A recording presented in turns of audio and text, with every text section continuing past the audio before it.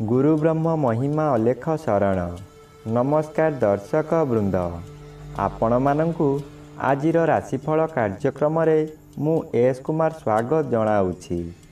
प्रतिदिन निजर राशिफल जानिबा पाई गुरुकृपा यूट्यूब चैनल को सब्सक्राइब करंतु और पाखरे थिबा बेल आइकन को प्रेस करी ऑल नोटिफिकेशन ऑन करी दियंतु, जहा फଳରେ आमे जेतेबेले वीडियो अपलोड करिवो प्रथमे आपण वीडियो देखि पारिबे। आमर यही वीडियो रे आपण संपूर्ण पंचांग सहित मेष ठारू मीन पर्यंत 12 गोटी राशिर राशिफल विषय रे जानि पारिबे। वीडियो को दयाकरी शेष पर्यंत देखंतु। वीडियोटी भल लागिथिले वीडियो को लाइक करंतु एवं आपणक प्रियजन पाखु शेयर करी जणांतु। एबे आसंतु जानिबा आज दिनर संपूर्ण पंचांग विषय।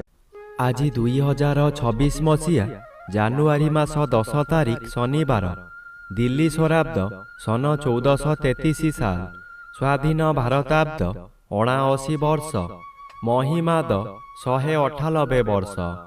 उत्कल गजपति श्री श्री गजपति दिव्यसिंहदेव महाराजांकर 69 अंक। सौरस्व पौष मास 26 दिन, चांद्रमते माघ कृष्ण पक्ष सप्तमी तिथि, दिवा 12 घंटा 37 मिनिट पर्यंत।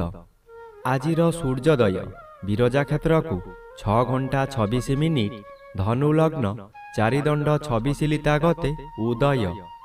आजिर सूर्यास्त विरजा क्षेत्र को 5 घंटा 19 मिनिट, मिथुन लग्न 4 दंड 46 लिता गते अस्त। आज कन्या चंद्र 60 दंड, हस्ता नक्षत्र रात्रि 7 घंटा 36 मिनिट पर्यंत। आज जन्मित शिशुर कन्या राशि शूद्रवर्ण देवगण, रात्रि 7 घंटा 36 मिनिट गते दानवगण।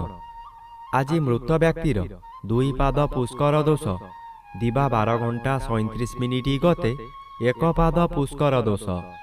निषिद्ध खाद्य आज ताल भोजन निषेध अटे, दिवा 12 घंटा 37 मिनिट गते नड़िया भोजन निषेध अटे। आजिर अमृत जोग प्रातरु दिवा 7 घंटा 14 मिनिट मध्य, दिवा 8 घंटा 2 मिनिट गते 10 घंटा 26 मिनिट मध्य, दिवा 12 घंटा 50 मिनिट गते अपराह्न 4 घंटा 2 मिनिट मध्य, अपराह्न 4 घंटा 50 मिनिट गते 5 घंटा 19 मिनिट मध्य एवं रात्रि 12 घंटा 31 मिनिट गते 2 घंटा 7 मिनिट मध्य।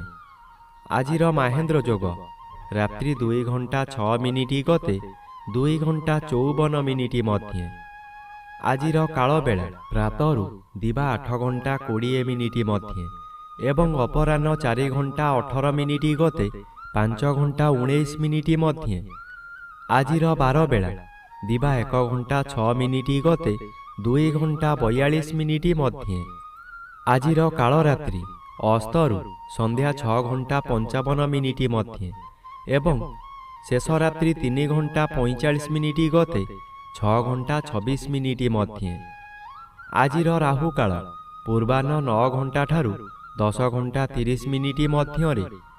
आज वृष राशिर घात चंद्र रात्रि 7 घंटा 36 मिनिट मध्य, वृष राशिर घात नक्षत्र दिवा 12 घंटा 37 मिनिट गते मिथुन राशि और कन्या राशिर घात तिथि।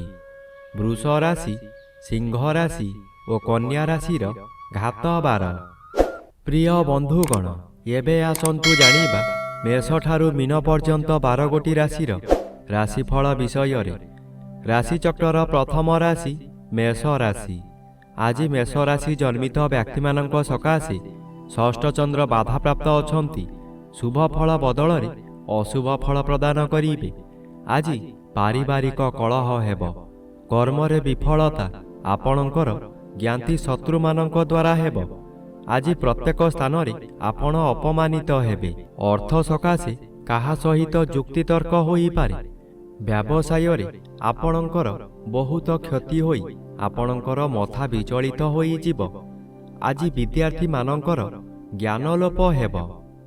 एबे आसंतु जानिबा राशिचक्र द्वितीय राशि वृष राशि विषय रे। आज वृष राशि जन्मित व्यक्ति मानक सकाशे ଘାତଚନ୍ଦ୍ର ଭୋଗ ହେଉଛି। ଘାତଚନ୍ଦ୍ର ସର୍ବଦା ଅଶୁଭ କରାଇବ। ଘାତ ବାର ଓ ଘାତ ନକ୍ଷତ୍ର ଅଶୁଭକୁ ବୃଦ୍ଧି କରାଇବ। ଆଜି ଘରେ ବାହାରେ ପ୍ରତ୍ୟେକ ସ୍ଥାନରେ ଆପଣ ଅପଦସ୍ଥ ହେବେ। ଆପଣଙ୍କର ବହୁ ପରିମାଣର ବ୍ୟୟ ହେବ। ଶରୀର ଅସୁସ୍ଥ ରହିବ। ମଥା ବିଚଳିତ ହେବା କାରଣରୁ ରାସ୍ତା ଦୁର୍ଘଟଣା ମଧ୍ୟ ହୋଇପାରେ। ଆଜି ଆପଣ ନିଜ ମନକୁ ଶାନ୍ତ ନ କଲେ ନିଜକୁ ନିଜେ ଦଣ୍ଡ ଦେଇ ହଇରାଣ ଓ ଲୋକହସା ହୋଇପାରନ୍ତି। ଏବେ ଆସନ୍ତୁ ଜାଣିବା ରାଶିଚକ୍ରର ତୃତୀୟ ରାଶି ମିଥୁନ ରାଶି ବିଷୟରେ। ଆଜି ମିଥୁନ ରାଶି ଜନ୍ମିତ ବ୍ୟକ୍ତିମାନଙ୍କ ସକାଶେ ଚତୁର୍ଥ ସ୍ଥାନରେ ଚନ୍ଦ୍ରଗୋଚର କରୁଛନ୍ତି ଶୁଭ ଫଳ ପ୍ରଦାନ କରିବେ। କୌଣସି ବନ୍ଧୁଙ୍କ ଦ୍ୱାରା ଆପଣ ଉନ୍ନତି ପଥରେ ଆଗେଇ ଚାଲିବେ। ହଠାତ୍ ଅର୍ଥ ବ୍ୟୟ ହେଲେ ମଧ୍ୟ କୌଣସିଠାରୁ ଅର୍ଥ ମିଳିଯିବ। ଆପଣ ଖୁସିରେ ରହିବେ। ମାନସିକ ଅଶାନ୍ତି ପରିବର୍ତ୍ତେ ମାନସିକ ଶାନ୍ତି ମିଳିବ। ଆଜି ହଠାତ୍ କୌଣସି ସ୍ଥାନରୁ ଶୁଭ ଖବର ପାଇ ବିଦେଶ ଯାତ୍ରା କରିପାରନ୍ତି। ମନରେ ଆନନ୍ଦ ଉତ୍ସାହ ଭରି ଉଠିବ। ପୂର୍ବ ଶତ୍ରୁମାନେ ଆପଣଙ୍କୁ ଦେଖି ଭୟ କରିବେ। ଏବେ ଆସନ୍ତୁ ଜାଣିବା ରାଶିଚକ୍ରର ଚତୁର୍ଥ ରାଶି କର୍କଟ ରାଶି ବିଷୟରେ। ଆଜି କର୍କଟ ରାଶି ଜନ୍ମିତ ବ୍ୟକ୍ତିମାନଙ୍କ ସକାଶେ ତୃତୀୟ ଚନ୍ଦ୍ର ଓ ଷଷ୍ଠ ରବି ଉଭୟ ଅନ୍ୟ ଗ୍ରହ ଦ୍ୱାରା ବାଧା ପାଉଥିବାରୁ ଶୁଭ ଫଳ ବଦଳରେ ଅଶୁଭ ଫଳ ପ୍ରଦାନ କରିବେ। ଆଜି ହଠାତ୍ କେଉଁଠାରୁ ଦୁଃଖଦାୟକ ଖବର ପାଇ ବାଧ୍ୟ ହେବେ ଧନ ବ୍ୟୟ କରିବାକୁ। ମନୋବଳ କମିଯିବା କାରଣରୁ ଆପଣଙ୍କର ସ୍ୱାସ୍ଥ୍ୟରେ ଅବନତି ଘଟିବ। ଯେକୌଣସି କାର୍ଯ୍ୟ କରିବା ପୂର୍ବରୁ ନିଜକୁ ନିଜେ ବାଧା ଦେବେ।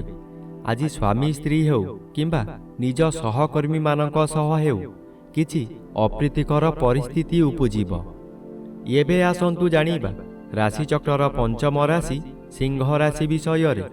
ଆଜି ସିଂହ ରାଶି ଜନ୍ମିତ ବ୍ୟକ୍ତିମାନଙ୍କ ସକାଶେ ଦ୍ୱିତୀୟ ସ୍ଥାନରେ ଚନ୍ଦ୍ରଗୋଚର କରୁଥିବାରୁ ଅଶୁଭ ଫଳ ମିଳିବ।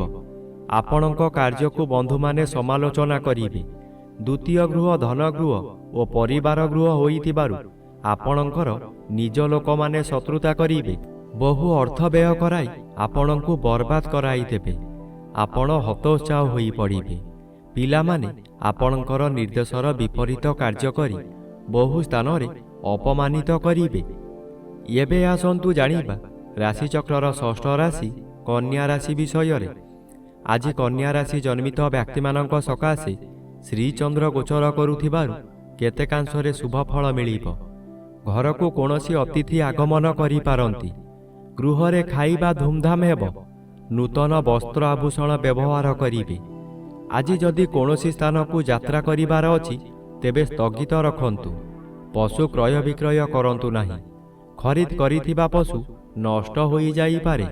ଆଜି ଗଣ୍ଡଗୋଳ କାର୍ଯ୍ୟଠାରୁ ଦୂରେଇ ରୁହନ୍ତୁ। ଆଜି ଦିନରେ ଗୃହାରମ୍ଭ କିମ୍ବା ଗୃହ ପ୍ରତିଷ୍ଠା କରନ୍ତୁ ନାହିଁ। ଏବେ ଆସନ୍ତୁ ଜାଣିବା ରାଶିଚକ୍ରର ସପ୍ତମ ରାଶି ତୁଳା ରାଶି ବିଷୟରେ।